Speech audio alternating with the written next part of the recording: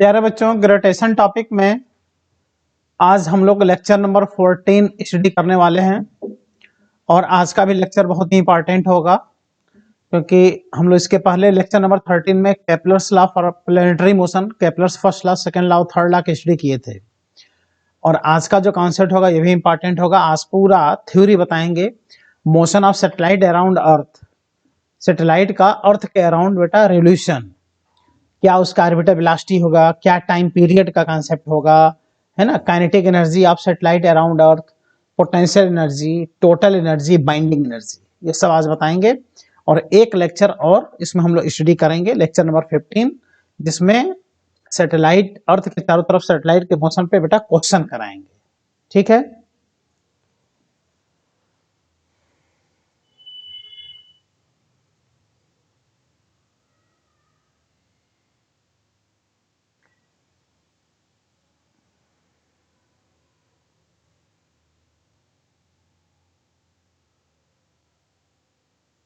इसमें हम लोग को पढ़ना है मोशन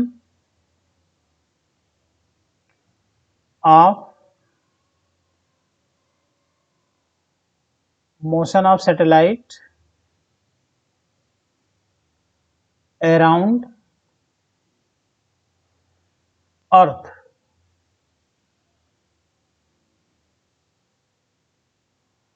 अर्थ के अराउंड बेटा सैटेलाइट का मोशन।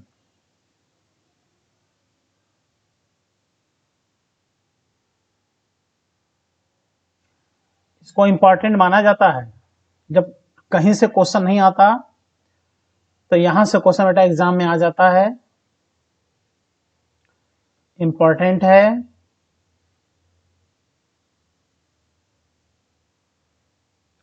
जिसमें कि सैटेलाइट का, अर्थ के चारों तरफ जो सैटेलाइट का रिवोल्यूशन होता है उसका क्या ऑर्बिटल वेलोसिटी बनेगा, ऑर्बिटल स्पीड, ऑर्बिटल स्पीड के बाद से इसका क्या टाइम पीरियड बनेगा। फिर इसमें भी देखो ऑर्बिटल स्पीड क्या होता है ना, कि एनी हाइट पर ऑर्बिटल स्पीड देखा जाता है, मतलब अर्थ से सैटेलाइट किसी भी हाइट पर है। और एक होता है near earth surface, time period भी किसी भी हाइट पे देखा जाता है, फिर नियर अर्थ सरफेस देखा जाता है। ठीक है,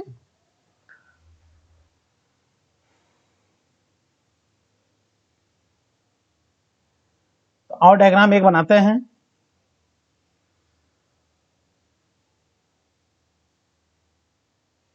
ये बेटा अर्थ का डायग्राम है। अर्थ रेडियस आ रही, मास एमी, ठीक है।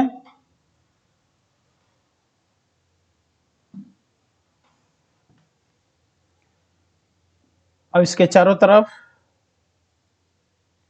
h हाइट पर सैटेलाइट का रिवोल्यूशन, सैटेलाइट है, ठीक, इसका रिवोल्यूशन दिखाएंगे। सैटेलाइट का मास m है, तो इसका जो रिवोल्यूशन होता है ये बेटा सर्कुलर ऑर्बिट में रिवोल्यूशन होता है अर्थ के चारों तरफ, यानी इसका मोशन होगा बेटा सर्कुलर मोशन।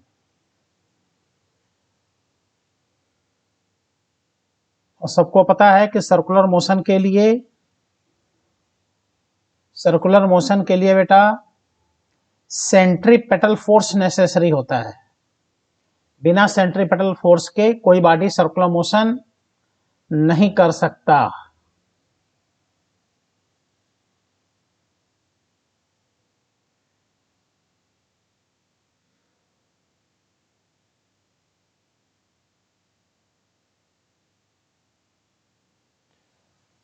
ठीक है, यह सर्कुलर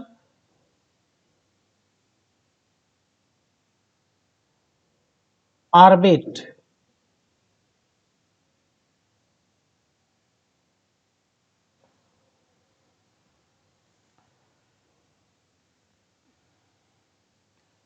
ये हो जाएगा इसका सेंटर। तो ये अर्थ रेडियस है और ये अर्थ के सरफेस से सैटेलाइट की हाइट है, ये कहलाता है बेटा सैटेलाइट।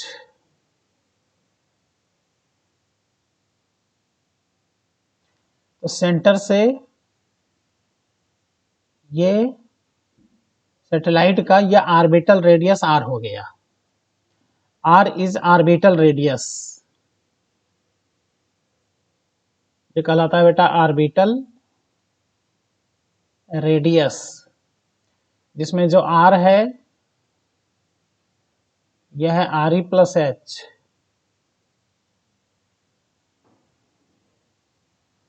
r का वैल्यू re प्लस एच हो जाएगा। जितनी हाइट ज्यादा होगा ऑर्बिटल रेडियस उतना ही ज्यादा होगा। तो इसमें इसकी क्या ऑर्बिटल वेलोसिटी बनेगी, सबसे पहले तो ये फाइंड किया जाता है। देखो इसकी ऑर्बिटल वेलोसिटी को v नॉट से इंडिकेट करता है, सैटेलाइट की ऑर्बिटल वेलोसिटी। ये इसमें ऑर्बिटिंग करेगा इसके अर्थ के चारों तरफ, सर्कुलर ऑर्बिट में, सर्कुलर पाथ में। तो सर्कुलर पाथ में ऑर्बिटिंग करने के लिए इसको सेंट्रीपेटल फोर्स कहां से मिलेगा? तो सबको पता है कि सर्कुलर मोशन में बॉडी पर जो फोर्स सेंटर की तरफ लगता है उसी को सेंट्रीपेटल फोर्स कह दिया जाता है। तो यहां बेटा कौन सा फोर्स सेंटर की तरफ लगेगा? तो इसमें देख रहे हो कि ये जो अर्थ है, ये अर्थ बेटा, ये अर्थ इस सैटेलाइट को अपने तरफ ग्रेविटेशनल फोर्स से इसको पुल करेगी। ये लगेगा कौन सा फोर्स बेटा? ग्रेविटेशनल फोर्स इधर लगेगा, इसको बोलेंगे Fg, it is gravitational force. तो ग्रेविटेशनल फोर्स से ये हमेशा सैटेलाइट को अपने तरफ क्या करेगा बेटा? पुल करेगा। कौन सा फोर्स? ग्रेविटेशनल फोर्स से। ठीक है, तो जो फोर्स सेंटर की तरफ लगेगा वही बन जाएगा सेंट्रीपेटल फोर्स। तो यहां पर हम लोग को कुछ नहीं करना है, centripetal force is equal to gravitational force करके और ऑर्बिटल वेलोसिटी आराम से हम लोगों को फाइंड कर लेना है।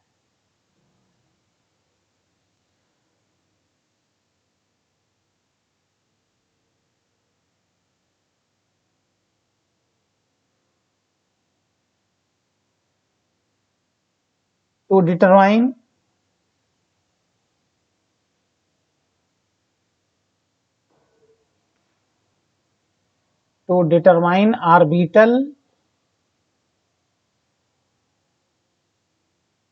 velocity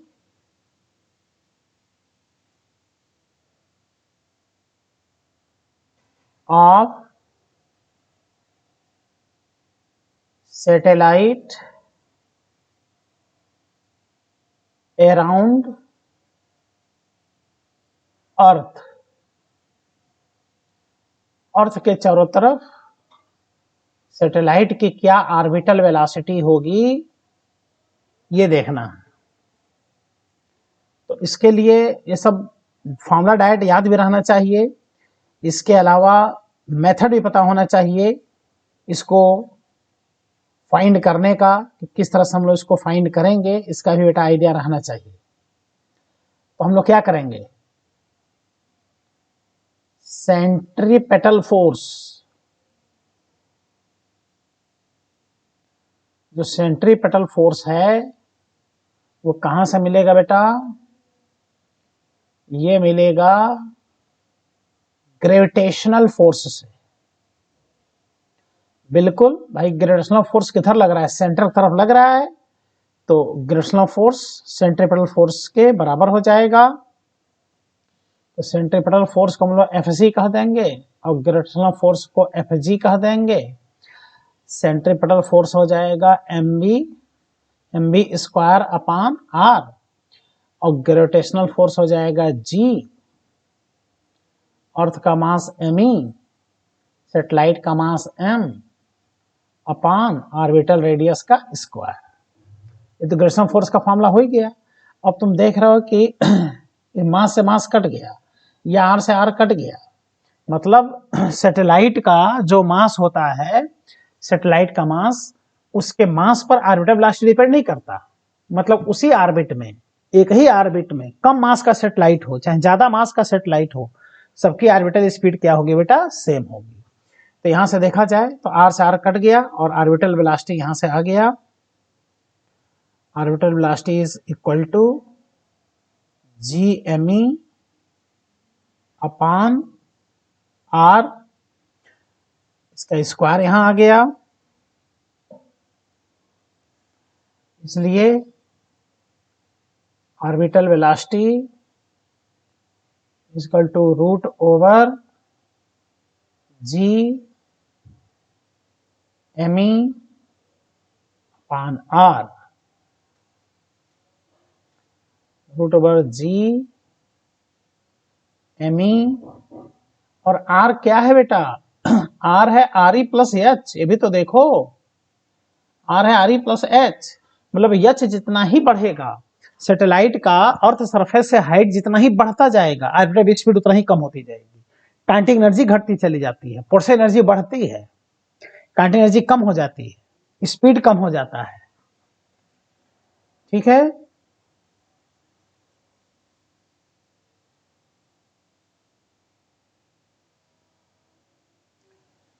ये कहलाता है orbital velocity, that is orbital speed of satellite around अर्थ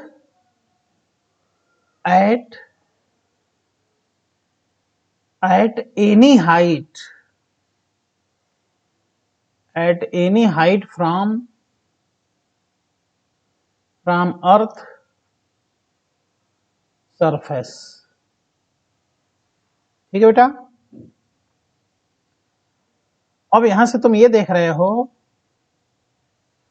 कि अगर हम लोग यहां स्पेशल केस अब देखें इस पर,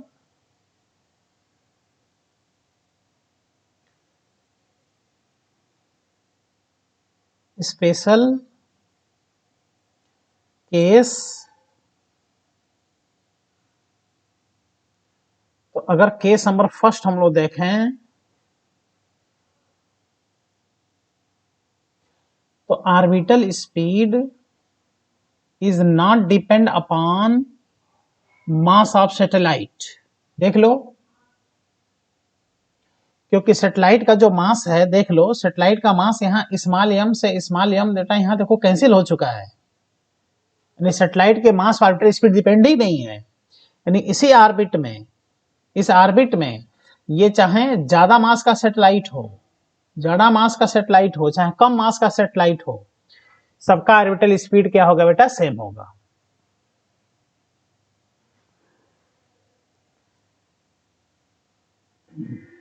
दैट इज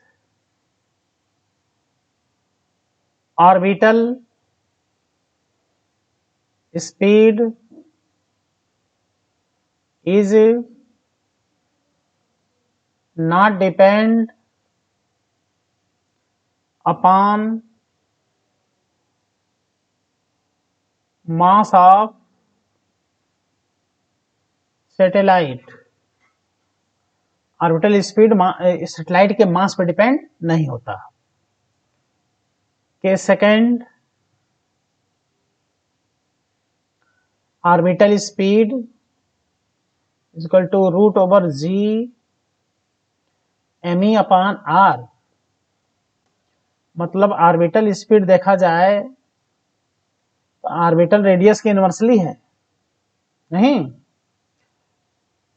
तो orbital speed first orbit, orbital speed any second orbit का रेशियो हो जाएगा root over R2 upon R1।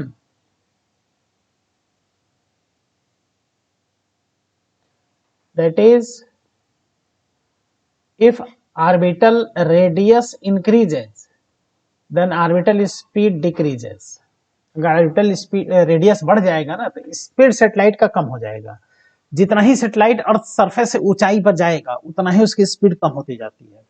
इसलिए जो जियो स्टेशनरी सैटेलाइट होता है, जिसको कम्युनिकेशन सैटेलाइट बोलते हैं, जियो स्टेशनरी सैटेलाइट मतलब भू स्थिर उपग्रह जो अर्थ के रिस्पेक्ट में रेस्ट में दिखाई देता है, तो उसकी स्पीड इतनी कम होती है और वो बहुत ज्यादा ऊंचाई होता है, अर्थ सरफेस से 36,000 किलोमीटर की हाइट होती है, 36,000 किलोमीटर हाइट पर जियो स्टेशनरी सैटेलाइट होता है जो अर्थ के रिस्पेक्ट में बेटा रेस्ट में महसूस होता है, रेस्ट में रहता है। तो R increases then orbital speed decreases. इसलिए ऑर्बिटल रेडियस के रिस्पेक्ट में अगर ऑर्बिटल स्पीड का अगर ग्राफ देखा जाए तो r इंक्रीज होगा, v डिक्रीज होगा, तो ये आएगा बेटा रेक्टेंगुलर हाइपरबोला ग्राफ आएगा। अब हम लोग पढ़ने वाले हैं orbital speed of satellite around earth near earth surface. देख लो हम किसकी बात कर रहे हैं, हम नियर अर्थ सरफेस की बात कर रहे हैं। वो क्या था, किसी भी हाइट के लिए था। नियर अर्थ सरफेस मतलब जो हाइट होगा वो अर्थ रेडियस के रिस्पेक्ट में बहुत ही कम होगा, तो ये फिक्स वैल्यू होगा। अब बहुत ही ज्यादा स्पीड होगा, बताओ जब अर्थ सरफेस के बहुत ही नजदीक हम बात करेंगे तो कितनी हाई स्पीड होगी। इसलिए किसी भी सैटेलाइट को अर्थ के बहुत ही नजदीक लॉन्च नहीं किया जाता, क्योंकि इतनी ज्यादा स्पीड होगी कि एटमॉस्फेरिक फ्रिक्शन के कारण वो क्या हो जाएगा बेटा, खत्म हो जाएगा, जल जाएगा। इसलिए सैटेलाइट जो होता है और सरफेस से बहुत ही ज्यादा हाइट पर होते हैं। जियोसी सैटेलाइट और सरफेस से 36,000 किलोमीटर की हाइट पर होता है। लेकिन नियर अर्थ सरफेस जो स्पीड होगा, और इसको देखते हैं वो स्पीड कितना होगा। फॉर्मूला वही लगेगा, कोई फॉर्मूला अलग से नहीं लगना है।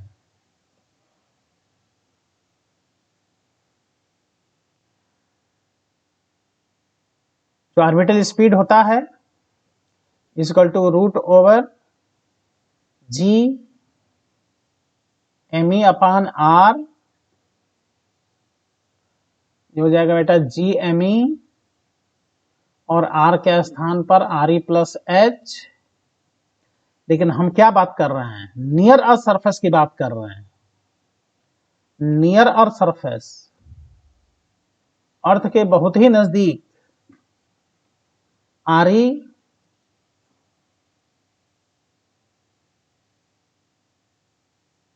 जो h होगा वो आर ई से बहुत ही कम होगा, इसलिए आर ई प्लस एच ये केवल बेटा आर ई के बराबर होगा। यानी आर ई अर्थ रेडियस के रिस्पेक्ट में h को निगलेक्ट कर देंगे, तो इस समय ये जो आ जाएगा orbital speed root over G M E upon को आर ई आ गया, root over G M E upon R E. ठीक है। अच्छा, इसके वेलोसिटी के फॉर्मूले में यहां देखो 2 होता है, यहां फॉर्मूले में 2 G M E upon R ई होता है बेटा, इसके वेलोसिटी वाला जो फॉर्मूला पढ़े थे, और सरफेस पे escape velocity root over 2 G M E upon R ई।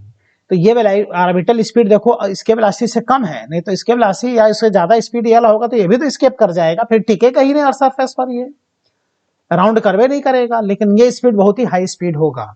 अब क्या करो, इस जी एम ई का वैल्यू तुम लिख दो जी आर ई स्क्वायर, कहोगे बट और सरफेस पर तुम पढ़े हो कि जी एम ई बराबर होता है जी आर ई स्क्वायर, इसलिए बेटा orbital speed equal to root over G M E upon R E, और जी एम ई को हम लिख देंगे G R E square upon R E, सारी सारी कट गया, और ऐसे में ऑर्बिटल स्पीड आ गया root over G M E upon R E equal to root over G R E. ये देख लो कितना अच्छा कॉन्सेप्ट हम लोग को मिल गया।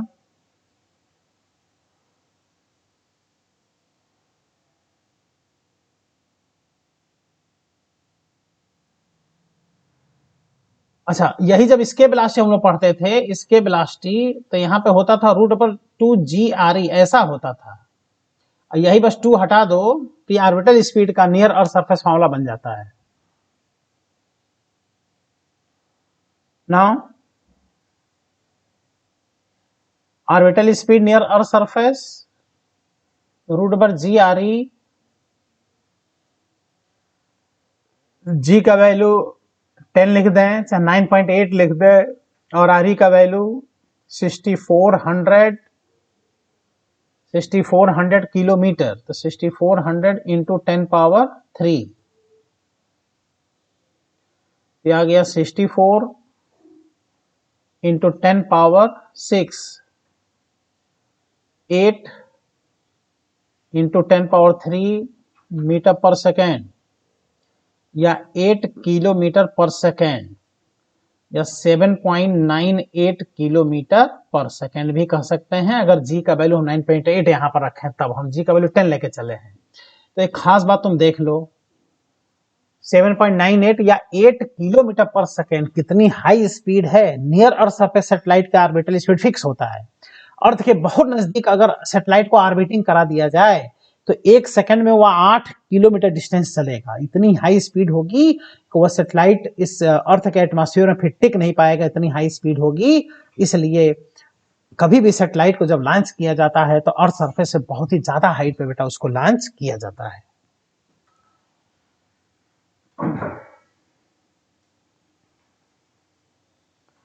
इसलिए ऑर्बिटल स्पीड आ गया √g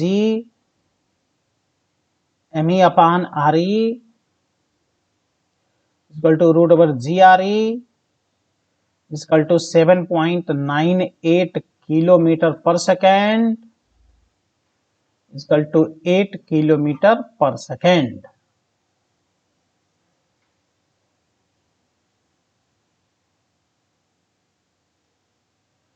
ये कहलाता है orbital speed of satellite near earth surface. Orbital speed का ये ऑर्बिटल सैटेलाइट का ऑर्बिटल स्पीड है, लेकिन ये किसी भी हाइट वाला नहीं है, नियर अर्थ सरफेस, ये फिक्स वैल्यू है। लेकिन इसके वेलोसिटी से कम होगा, नहीं कम होगा तो सैटेलाइट भी अपने ऑर्बिट से एस्केप कर जाए फिर। ठीक है, अब हम लोग देखते हैं एस्केप वेलोसिटी और ऑर्बिटल स्पीड में क्या रिलेशन होता है। ठीक है बेटा, relation between escape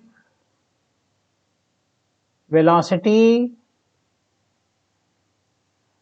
at earth surface and orbital speed of satellite near earth surface. VE और V0 में रिलेशन, बहुत इंपॉर्टेंट रिलेशन बेटा ये होता है। ठीक है, अब देखो बेटा, इसमें एक हम लोग और सरफेस पे इसके वेलोसिटी का फॉर्मूला लिख लें। इसके वेलोसिटी याद करो, हमने बताया था √2GRE, और आज तुमने पढ़ लिया orbital velocity of satellite near earth surface √GRE। करना कुछ नहीं है, फर्स्ट में सेकंड से डिवाइड कर देना है। Escape velocity upon orbital velocity, ये सब कट के बेटा देख लो √2 आ गया। ये खुद में एक क्वेश्चन है। Escape velocity is equal to √2 times of orbital velocity. ये देखो रिलेशन बेटा इंपॉर्टेंट होता है। Escape velocity is equal to √2 times of orbital velocity. Escape velocity orbital velocity of satellite near earth surface से √2 टाइम्स ज्यादा होता है। अगेन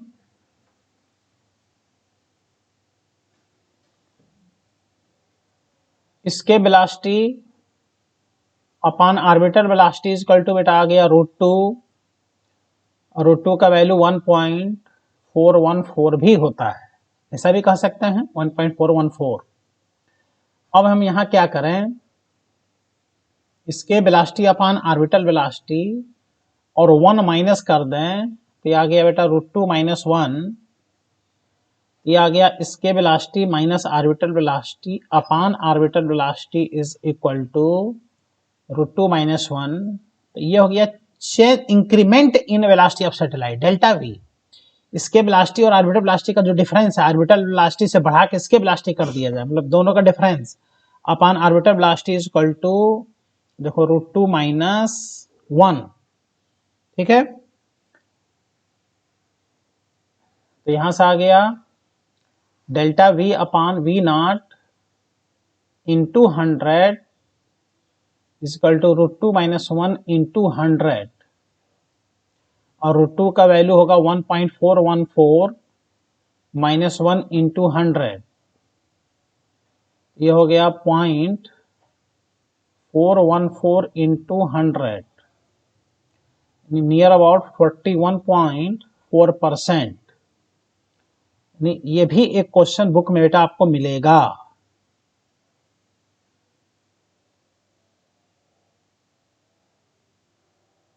इसका कॉन्सेप्ट देख रहे हो, यानी सैटेलाइट का नियर अर्थ सरफेस सैटेलाइट की स्पीड को अगर हम 41.4% बढ़ा दें तो वह सैटेलाइट बेटा अपने ऑर्बिट से क्या कर जाएगा, एस्केप कर जाएगा, हमेशा के लिए एस्केप कर जाएगा वह सैटेलाइट। अगर इतने स्पीड को हम बढ़ा दें, कितने परसेंट, 41.4%।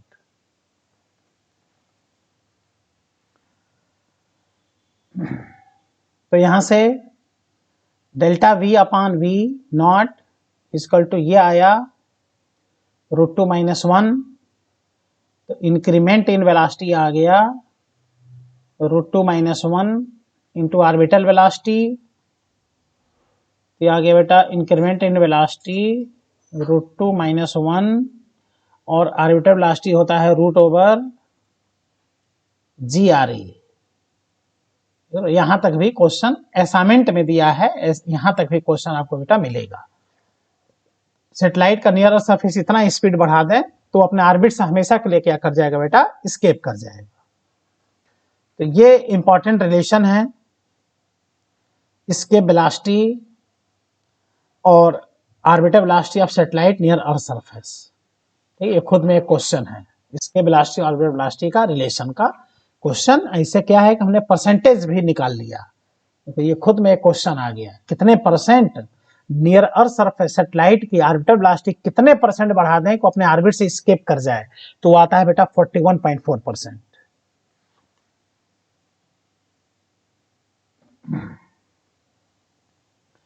अब हम लोग पढ़ने वाले हैं time period of satellite around earth के चारों तरफ सैटेलाइट जब रिवॉल्व करता है तो क्या उसका टाइम पीरियड बनता है। Time period of satellite around अर्थ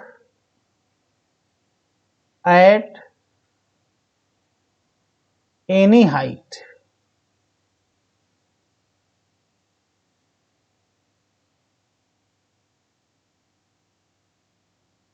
और टाइम पीरियड को किससे इंडिकेट करेंगे, कैपिटल टी से टाइम पीरियड को बेटा इंडिकेट करेंगे।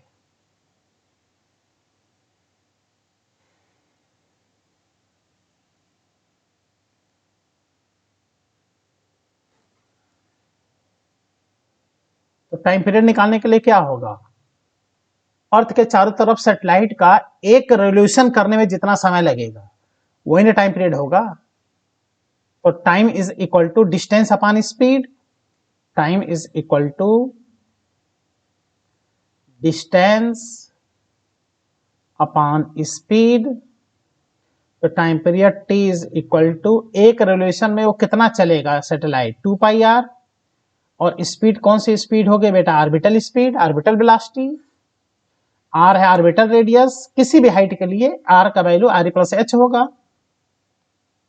तो यहां से आ गया t is equal to 2 pi R upon orbital speed root over G M E upon orbital radius R. तो यहां से देख लो आ गया T is equal to 2 pi R, और ये रूट आर ऊपर चला आएगा न्यूमरेटर में, अपॉन रूट ओवर ये जी एम ई बच गया।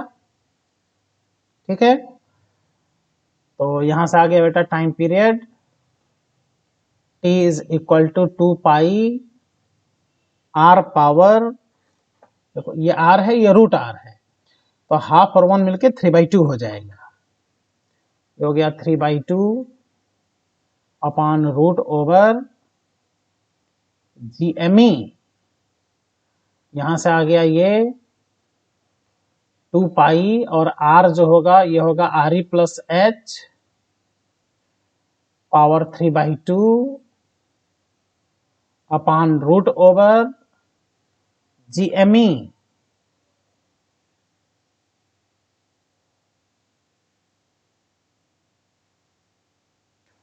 तो खास बात देख रहे हो, बाकी सारे टर्म कांस्टेंट हैं, जो टाइम पीरियड है वह आर्बिटर रेडियस पे किस तरह से डिपेंड है, देख लो।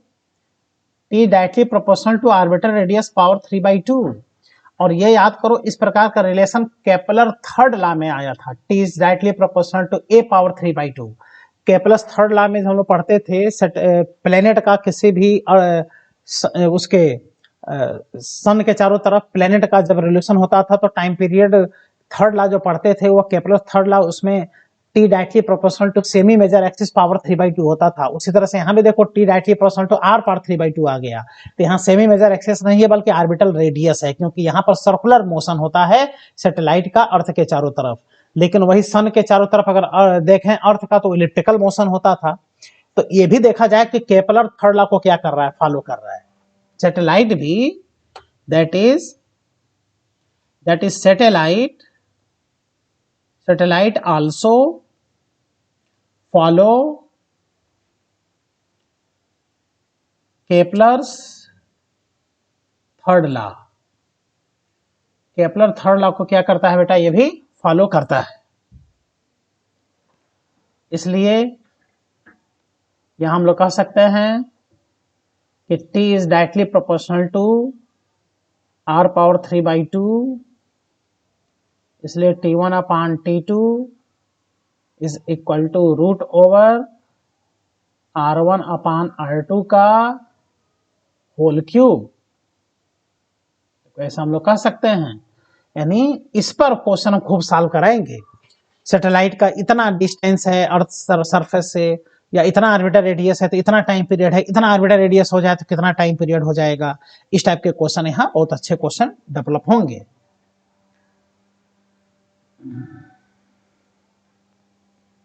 नाउ अब हम बात कर लेते हैं time period of satellite near earth surface. Earth surface के बहुत ही नजदीक क्या टाइम पीरियड होगा, तो ये फिक्स वैल्यू होगा बेटा। अर्थ सरफेस के नजदीक देखेंगे तब ये फिक्स वैल्यू होगा, ये फिर चेंज नहीं होगा, क्योंकि अर्थ सरफेस के जब बहुत नजदीक होगा तो एच का वैल्यू आर ई के रिस्पेक्ट में हम नेग्लेक्ट कर देंगे, एच का वैल्यू आर ई से बहुत कम हो जाएगा। तो आ जाओ इस फॉर्मूले पर, ये जो फॉर्मूला भी हमने बताया है इसी फॉर्मूले में देखो, इसमें एच को नेग्लेक्ट बस कर दिया जाए, और क्या, एच को नेग्लेक्ट करके देखो। तो चूंकि जो टाइम पीरियड आया था ये आया था देखो 2 pi R power 3/2 upon root over G M E, इसलिए time period is equal to 2 pi R को हम लोग क्या लिखे थे, आर ई प्लस एच लिखे थे, power 3/2 upon root over G M E, but near earth surface, और सरफेस के बहुत ही नजदीक एच को आर ई के रिस्पेक्ट में नेग्लेक्ट कर देंगे, इसलिए आर ई प्लस एच को केवल हम क्या लिख देंगे बेटा, आर ई लिख देंगे। और जब ऐसा लिखेंगे तो देखो ये टाइम पीरियड कितना आ गया, time period is equal to 2 pi, और ये एच नेग्लेक्ट कर दो बेटा, तो हो गया R E earth radius power 3/2 upon root over G M ई।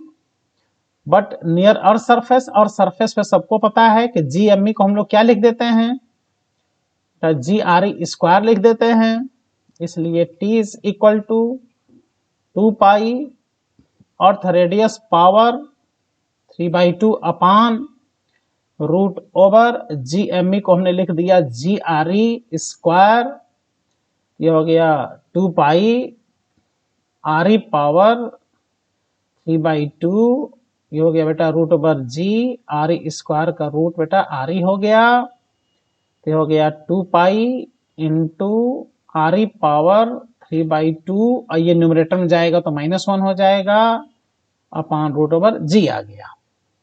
ठीक है, तो अब देखा जाए तो टाइम पीरियड आ गया 2 पाई आर ई पावर 3/2 में से जो 1 माइनस हो गया, ये हो जाएगा 1/2 अपान नीचे है रूट ओवर जी, ये हो गया 2 pi root over earth radius upon root over G, ये आ गया बेटा time period 2 pi root over R E upon ji.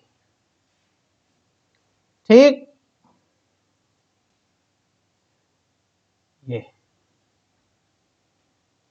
Time period of satellite near earth surface, इसको इस तरह से याद रख सकते हो, T बराबर 2 पाई रूट ओवर L अपान जी, जैसे सिंपल पेंडुलम का टाइम पीरियड का फॉर्मूला होता है T बराबर 2 पाई रूट ओवर L अपान जी, तो L के स्थान पे अर्थ रेडियस देखो आर ई हो जाता है,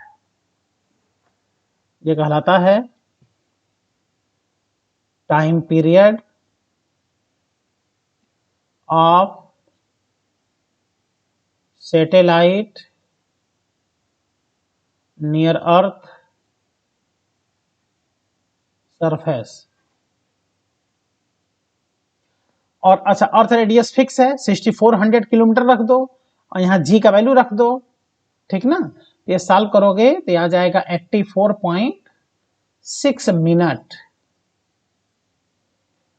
या नियर अबाउट 1.4 आवर।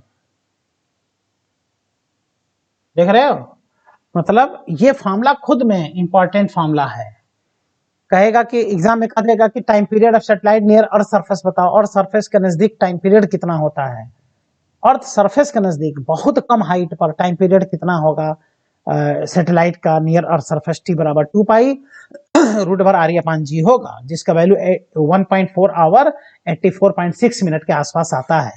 यानी अर्थ सरफेस के नजदीक अगर कोई सैटेलाइट बेटा रिवॉल्व कर रहा है तो वह लगभग 1.5 घंटे में 1.4 आवर में एक रेवोल्यूशन कंप्लीट कर लेगा, तो विश्वास नहीं करोगे, बताओ कितनी हाई स्पीड होगी।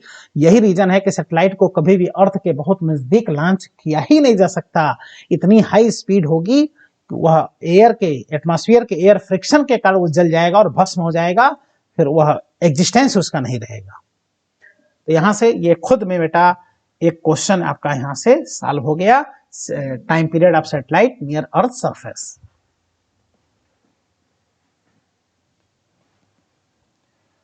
अब हम लोग बात करते हैं जियो स्टेशनरी सैटेलाइट।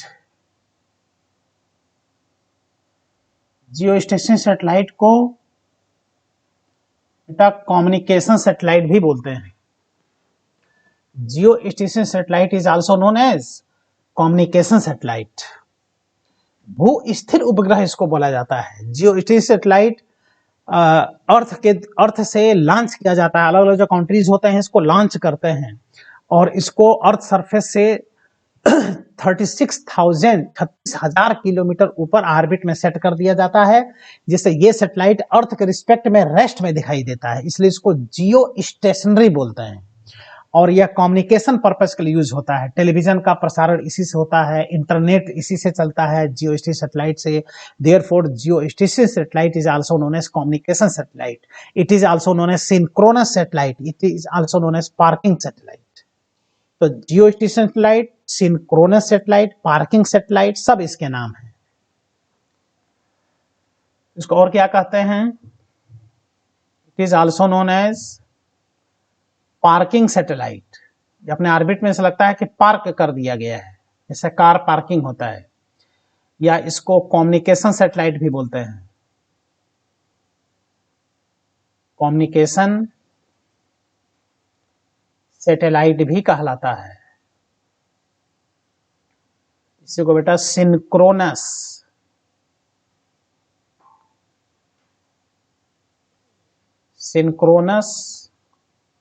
सैटेलाइट भी कहते हैं। It remains in rest. ये किसमें रहता है? रेस्ट में। किसके रिस्पेक्ट में? With respect to earth. Earth के रिस्पेक्ट में रेस्ट में रहता है। इसलिए इसका जो टाइम पीरियड होता है बेटा 24 आवर होता है। जो टाइम पीरियड अर्थ का, वही टाइम पीरियड क्या होता है? जियो स्टेशन सैटेलाइट का होता है। मतलब अगर अर्थ ऐसे रोटेट कर रही है तो उसी के साथ साथ सैटेलाइट भी रोटेट करेगा, हम लोग के साथ साथ चलेगा। इसलिए हम लोग को किसमें दिखाई देगा? रेस्ट में। यानी जियो स्टेशन सैटेलाइट का टाइम पीरियड और अर्थ का टाइम पीरियड दोनों क्या होता है बेटा? सेम होता है। अब आओ इसका डायग्राम हम लोग देखते हैं। इसके लिए यहां पर हमने अर्थ बना लिया। ये हो गया बेटा अर्थ रेडियस।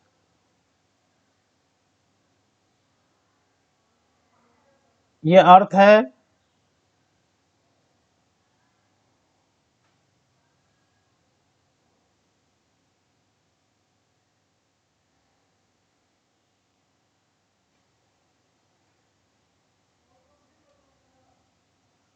अब इसमें अगर देखा जाए तो इसका जो ऑर्बिटिंग होता है जियो स्टेशन सैटेलाइट का ऑर्बिटिंग, ये अर्थ के चारों तरफ ऑर्बिटिंग होगा, लेकिन अर्थ के रिस्पेक्ट में किसमें रहेगा? रेस्ट में। तो हम ऑर्बिट दिखा दे रहे हैं।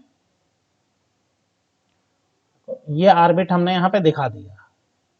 पूरा कंप्लीट नहीं दिखा रहे हैं, बस इतना दिखा दे रहे हैं, बाकी ये कंप्लीट है। तो ये है बेटा जियो स्टेशनरी सैटेलाइट, जिसको GSS भी बोलते हैं। जियो स्टेशन सैटेलाइट है, ठीक है।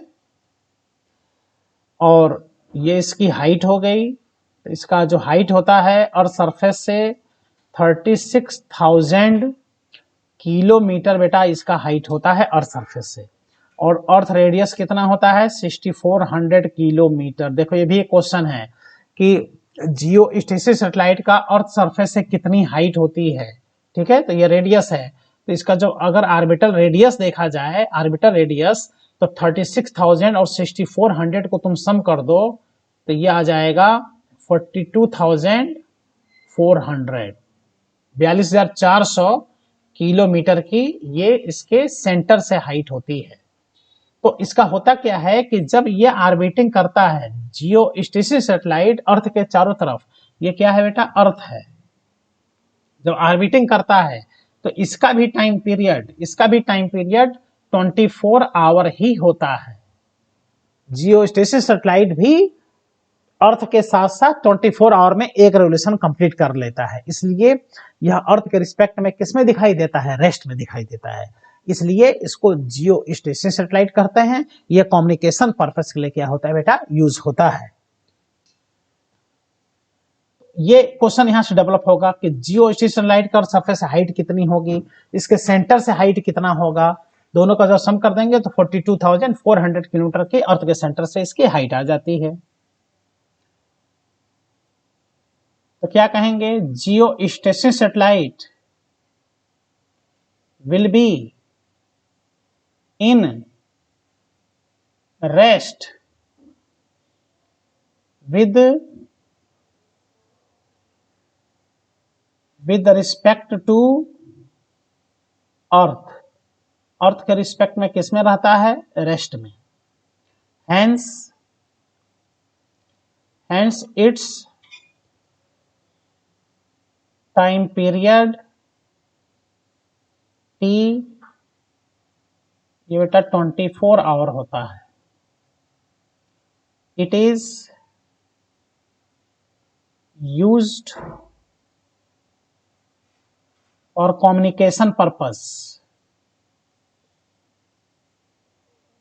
कम्युनिकेशन पर्पस के लिए यूज होता है। कम्युनिकेशन सिस्टम में ये यूज होता है। टेलीविजन ट्रांसमिशन, इंटरनेट सिस्टम सब इसी से चलता है। Height of geo station satellite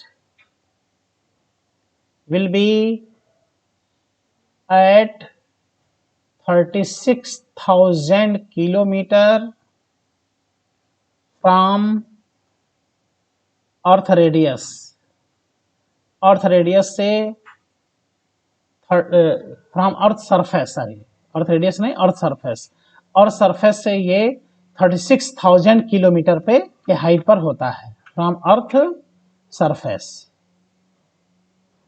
यही रीजन है कि यह 36,000 किलोमीटर हाइट होने के कारण ये इसकी स्पीड इतनी कम हो जाती है कि यह अर्थ के रिस्पेक्ट में रेस्ट में दिखाई देने लगता है, जैसे लगता है कि एकदम रेस्ट में पड़ा है, लेकिन अर्थ के साथ साथ ही चलेगा। इसलिए इसका टाइम पीरियड बेटा 24 आवर हो जाता है। जो टाइम पीरियड अर्थ का वही टाइम पीरियड जीएसएस का होता है। बट फ्रॉम अर्थ सेंटर, अर्थ के सेंटर से इसकी जो हाइट होगी वो हो जाएगा RE प्लस H, और यह आ जाएगा बेटा 42,400 किलोमीटर। ठीक है, तो देखा जाए बेटा तो आज मोशन ऑफ सैटेलाइट अराउंड अर्थ, आज क्वेश्चन हमने नहीं कराया, सारा कॉन्सेप्ट बेटा हमने बताया, क्वेश्चन आज नहीं कराया।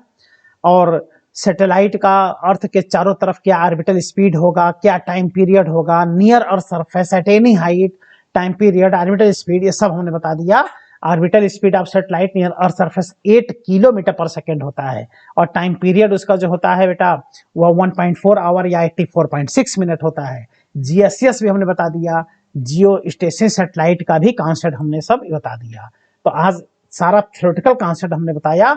अब अगले लेक्चर में हम बताएंगे किसी भी सैटेलाइट का अर्थ के चारों तरफ क्या काइनेटिक एनर्जी होगी, क्या उसका पोटेंशियल एनर्जी होगा, क्या टोटल एनर्जी होगा, और क्या बाइंडिंग एनर्जी होगा। ये 4 एनर्जीज होते हैं सैटेलाइट के अर्थ के चारों तरफ।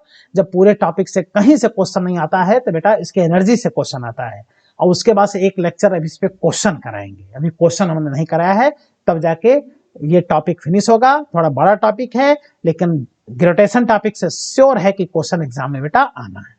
ठीक है, thank you, all the best.